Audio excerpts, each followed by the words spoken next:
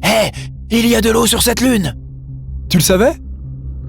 La NASA, quant à elle, ne le savait pas encore lorsque les astronautes d'Apollo y ont posé le pied il y a 50 ans. Ils ont rapporté 382 kilos de roches lunaires dans des sacs hermétiquement fermés. Lorsque la NASA a découvert que certains de ces sacs contenaient de l'eau, ils ont pensé qu'ils avaient été inondés en atterrissant dans l'océan. C'est pourtant bien de l'eau lunaire, mais la NASA n'a jamais conclu que cette eau provenait des roches de la Lune parce que, pour eux, il n'y avait pas d'eau sur la Lune. Nous savons aujourd'hui que c'est faux et qu'il y a bel et bien de l'eau sur la Lune. Cependant, la question de savoir qui est à l'origine de cette découverte n'a pas de réponse claire. L'Inde affirme que son orbiteur lunaire Chandrayaan-1 a découvert de l'eau dans le sol de la Lune, qu'on appelle régolithe en termes géologiques, pendant sa mission en 2008-2009. Cette affirmation est contestée. Comme l'orbiteur Chandrayaan-1 n'a pas pris des mesures spectrales infrarouges de la surface lunaire à 3 nanomètres, les résultats positifs auraient pu tout aussi bien indiquer des molécules d'OH que des molécules de H2O. OH est un hydroxyle, ce qui signifie qu'il peut s'agir d'un acide ou d'un alcool. L'Inde a envoyé Chandrayaan-2 sur la Lune en juillet 2019 pour confirmer les résultats précédents et a trouvé des molécules H2O à l'aide de mesures spectrales infrarouges à 6 nanomètres. Mais l'observatoire SOFIA de la NASA affirme avoir trouvé de l'eau sur la Lune en août 2018. SOFIA, qui signifie en français Observatoire stratosphérique pour l'astronomie infrarouge, volant à 45 000 pieds à bord d'un Boeing 747 SP modifié, a effectué des relevés spectraux de 6 nanomètres de la surface lunaire et a trouvé des signes clairs de la présence d'eau en août 2018. Mais cette découverte aussi est contestée. Les relevés de SOFIA ne correspondaient pas aux variations de température sur la Lune. Que s'est-il passé ? L'eau était là et puis elle n'était plus là ? Il est clair qu'une mesure pratique de la température sur le régolithe lunaire est nécessaire pour déterminer si et quand l'eau est présente dans la lumière du Soleil sur la Lune.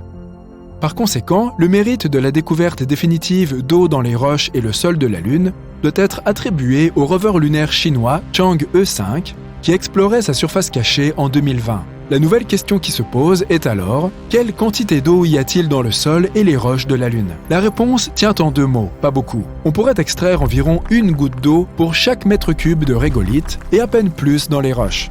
Les ingénieurs se creusent actuellement la tête pour essayer de trouver quel type de machine il faudrait concevoir et construire pour exploiter cette eau lunaire.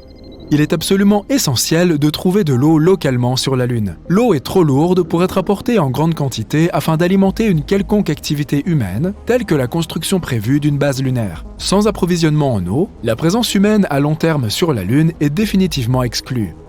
Heureusement, on pense que l'eau existe de façon plus abondante sur la Lune, mais à un autre endroit, à son pôle sud. Dès 2010, le radar de la NASA a cartographié les régions polaires de la Lune. La cartographie radar dépend du rebond, ou signal réfléchissant, des ondes radar. Le radar rebondit différemment lorsqu'il frappe la Terre, l'eau ou la glace. Tout comme tu peux dire, les yeux fermés, si quelqu'un frappe sur du métal, du bois ou du plastique. Les ondes sonores ont leur propre schéma distinctif, et il en va de même pour le radar. Le temps qu'il faut pour recevoir le signal de rebond permet de créer une carte de la topographie de la surface. Les montagnes, les vallées et les crêtes peuvent toutes être cartographiées avec précision, façonnant ainsi une carte détaillée de la surface. En passant au-dessus des cratères du pôle sud lunaire, la réflexion de la télémétrie radar a rebondi avec un signal qui indiquait la présence de glace dans les cratères. C'était une découverte très excitante. Les cratères du pôle sud de la Lune ont la particularité de ne jamais être éclairés par le Soleil. L'angle de la lumière du Soleil ne fait que passer horizontalement sur les sommets des cratères, sans jamais y descendre. Cette configuration polaire unique crée une situation où les bords supérieurs des cratères polaires sont toujours ensoleillés, mais le fond des cratères ne reçoit jamais la lumière du Soleil. La glace au fond des cratères ne fondra jamais. Plus de 40 cratères ombragés en permanence se trouvent à proximité du pôle sud lunaire et ils semblent tous contenir de la glace. Les agences spatiales du monde entier ont rapidement annoncé qu'elles prévoyaient des bases lunaires au pôle sud. La Chine, la Russie, l'Europe et le Japon prévoient de placer des panneaux solaires sur les bords des cratères, puisqu'ils bénéficient de la lumière du soleil 24 heures sur 24 et 7 jours sur 7, et d'exploiter la glace au fond des cratères. La NASA n'a pas été si prompte à le faire, se refusant sagement à faire des plans extravagants basés sur une seule observation.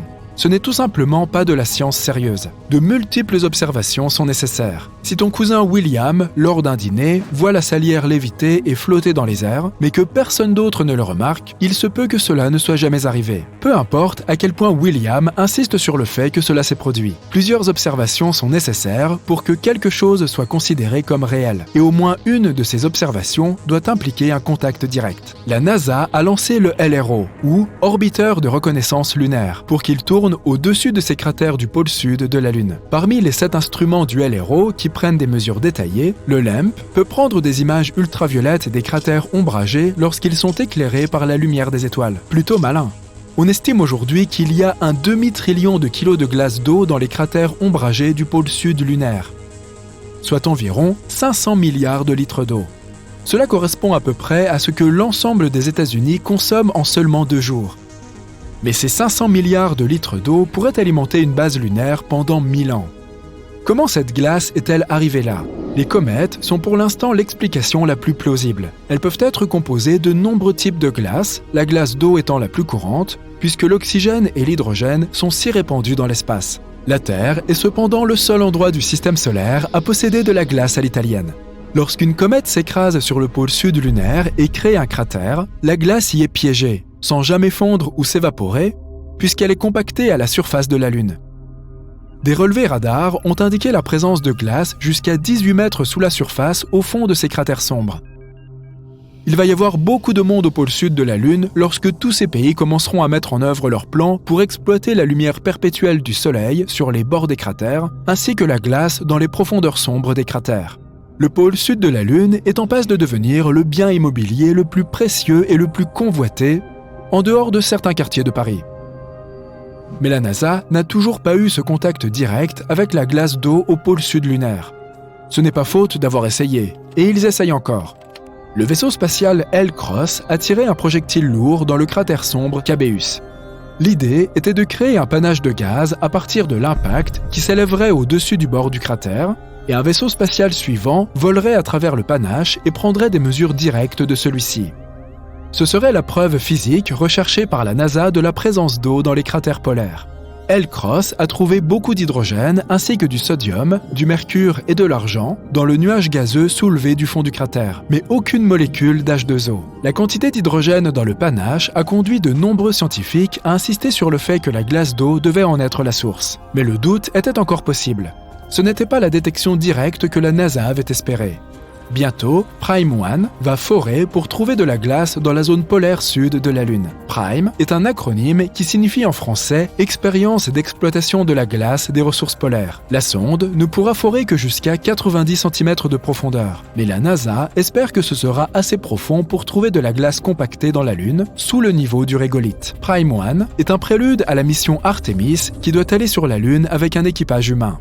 La NASA n'a pas envoyé d'hommes sur la Lune depuis plus de 50 ans. D'ailleurs, nous n'avons rien posé sur la Lune pendant toutes les années qui ont suivi la dernière mission Apollo en 1972. Nous avons fait atterrir des rovers sur Mars à plusieurs reprises pendant ces années, mais pas sur la Lune. Mais aujourd'hui, avec la quasi-certitude de la présence de glace d'eau sur la Lune, la course est relancée pour installer une station avec équipage humain au pôle sud de la Lune. L'eau sur la Lune ne provoque pas seulement beaucoup d'enthousiasme dans la communauté scientifique. Elle crée aussi beaucoup d'agitation au sol. Ce ne sera pas juste un autre lancement spatial. Nous allons vraiment retourner sur la Lune.